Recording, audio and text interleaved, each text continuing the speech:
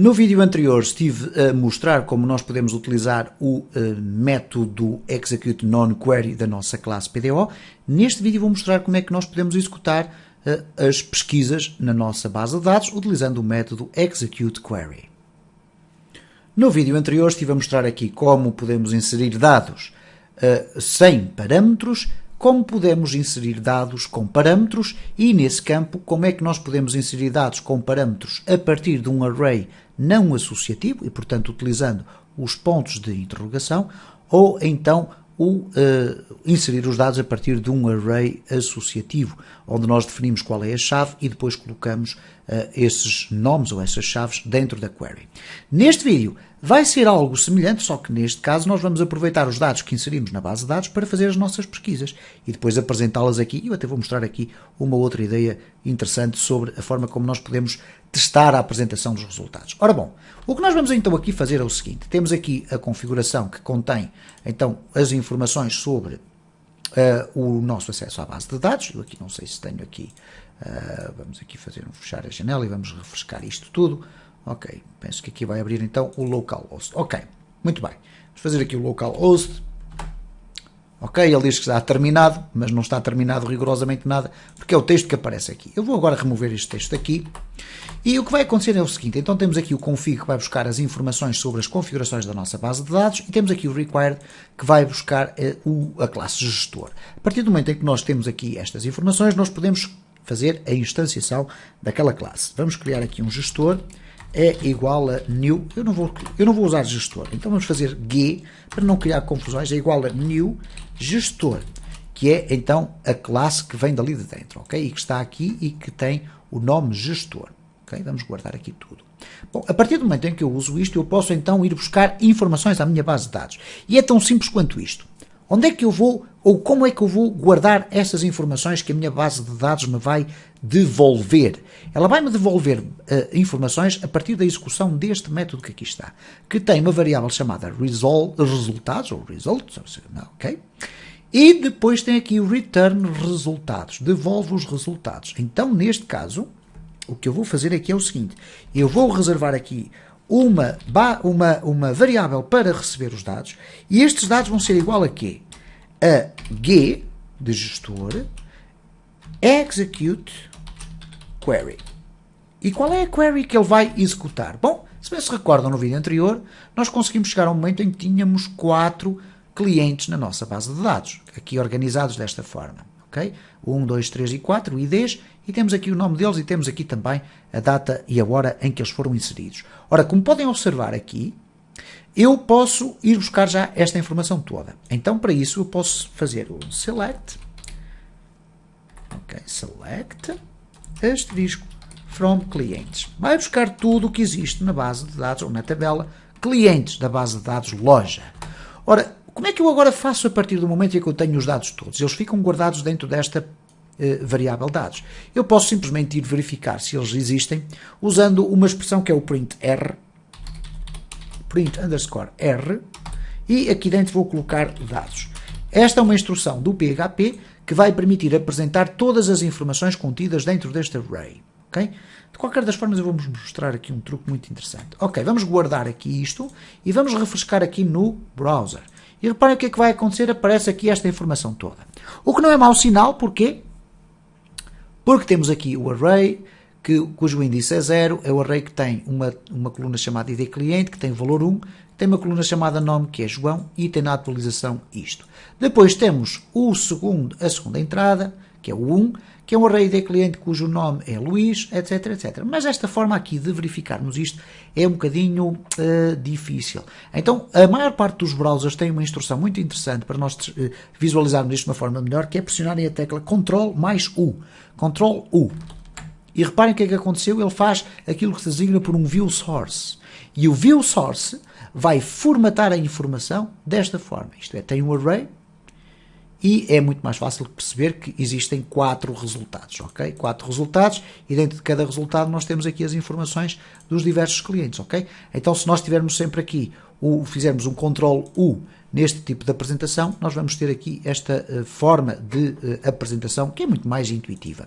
Vamos aqui fazer uma experiência diferente com um outro mecanismo de apresentação dos dados, que é através da expressão var_dump. A expressão var_dump vai também apresentar os dados. Reparem como estes estão aqui formatados. Eu agora a refrescar, a expressão var_dump também os apresentou assim. Vamos fazer Ctrl U e, como podem observar, temos aqui uma outra forma de apresentar os dados, ok? Ele apresenta aqui array 3, etc. Eu penso que a informação aqui é um bocadinho mais complexa. Eu prefiro o print_r para podermos ver os dados que estão a ser retornados. Portanto, o que nós vamos aqui fazer para as nossas pequeninas experiências é colocarmos aqui o print_r. E depois de fazermos aqui a nossa pesquisa, como podem observar, eu posso refrescar tanto aqui como aqui e automaticamente nós vamos ter os dados apresentados. E, portanto, o view source do localhost é isto que ele nos vai apresentar. Porquê é que está aqui a dizer o view source? O view source é exatamente a mesma coisa que ver o código-fonte da página. Basicamente é isso, ok? Se nós tentarmos ver aqui no google.com, se fizermos Ctrl U, o que nós vamos verificar aqui é o código, ver o código-fonte da nossa página. Ora, reparem o que é que acontece aqui quando eu tenho simplesmente localhost. Ok? Tenho isto, que seria à partida código de PHP, mas quando eu clico com o botão direito do rato e vou aqui a ver fonte do código, eu tenho aqui Ctrl U. Então, ver fonte do código vai-me apresentar os dados desta forma, porque é assim que eles são disparados pelo print_r. Neste caso, o browser formata-os de uma forma diferente, tentando apresentar tudo na mesma linha, porque não há breaks, não há parágrafos, não há nada. Ok? Penso que é fácil de perceber, então, esta instrução. Então, com isto aqui, nós podemos agora criar aqui algumas condições na nossa query. Where clientes, ou melhor, select asterisco from clientes, where id cliente menor que 2. Ora, menor que 3. Ok. Quantos clientes é que nós vamos ter com o ID inferior a 3? Vamos guardar. Se formos aqui verificar, temos aqui o 1 e o 2 são válidos. O 3 já não é, porque está fora do espaço. Então só vai aparecer o João e o Luís. Okay? E, portanto, isto aqui é SQL puro. Vamos aqui refrescar e cá está o João e o Luís. Perguntar-me-ão, então, e é só isto? Bom, não se esqueçam que nós, na nossa classe, definimos a possibilidade de também poder usar parâmetros para evitar a SQL injection. Então eu posso perguntar à minha base de dados utilizando parâmetros. Okay? Então, em vez de ter aqui o 3, eu posso, por exemplo, fazer o seguinte. Parâmetros, aqui é desta forma, parâmetros, é igual, e vou definir agora o array desta forma. O que é que eu vou colocar aqui? ID, por exemplo. Ok? E vou dizer que o ID, ou eu até posso dizer ID máximo. O ID máximo. Qual vai ser o ID máximo? Eu aconselho que coloquem aqui uns underscores, porque depois pode dar problemas de interpretação de parsing. Porquê? Porque depois vamos ter aqui espaços e ele interpreta que este aqui é o parâmetro e aquilo ali já faz parte de uma outra instrução. Então nós vamos colocar aqui desta forma. E qual vai ser o ID máximo? Vai ser 3. Okay? Então o que é que nós vamos fazer aqui? Vamos substituir por ID máximo e aqui vamos passar os parâmetros. Okay? Vamos então testar para ver o que é que vai acontecer aqui. Refrescamos e reparem, o resultado é o mesmo.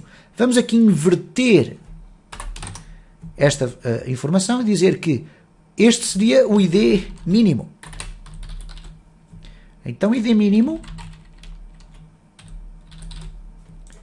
Ok, ID mínimo seria 3. Só que neste caso, como 3 está fora do ramo, significa que só vai aparecer o ID 4 ou superior. Ora, nós só temos um com ID 4, que é o cliente novo. Então, reparem o que é que vai acontecer agora, quando eu refrescar. Cá está, então, o cliente novo. Okay? E isto serviu simplesmente para vos mostrar como a utilização desta nossa classe é absolutamente fantástica. Porque, reparem, neste pressuposto, a partir do momento em que esta classe está criada, eu não tenho mais que me preocupar com esta escrita toda que aqui está. Eu simplesmente tenho que utilizar, eu vou aqui fechar estes dois espaços, simplesmente tenho que utilizar aqui este ou aquele método, consoante eu estou a inserir, ou a remover, ou a atualizar, ou a pesquisar dados na minha base de dados. Neste caso, o execute query, vocês podem alterar o nome destas funções. Ok? Pode-se chamar ler e escrever. É tranquilo. Ok? Claro que depois no código, obviamente, vocês terão que usar estas expressões. Mas se, por alguma razão, este tipo de nomes vos é mais familiar, eu aconselho que os façam, não há qualquer problema. Portanto, neste caso poderia ser aqui ler ou pesquisar, por exemplo, pesquisar, que tem mais intuitivo, e aqui registrar. Neste caso, registrar com R para quem está a ver no Brasil, registar sem o R para quem vem em Portugal, porque existe esta forma de escrever diferente e que eu respeito em absoluto, não há qualquer problema. Mas se quiserem utilizar estas informações, fantástico, tranquilo. Não se esqueçam é que depois têm que as alterar aqui, né? E deixa de ser execute query e chama-se pesquisar. Ok? E portanto, se eu agora aqui alterar isto para 1, significa que o 1 não vai aparecer porque no mínimo é 1, é só superior. Vou aqui refrescar e reparem, a funcionar em pleno. Ok? Eu vou deixar esta classe partilhada para quem a quiser utilizar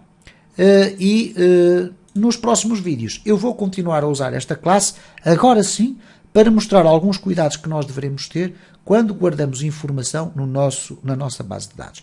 E nós já não estamos a falar de questões de segurança, estamos a falar também de questões de segurança, obviamente, mas, por exemplo, falar de uma questão que às vezes me assola, que é absolutamente ridícula, que é a forma descuidada como as palavras-passe de usuários são guardadas nas bases de dados.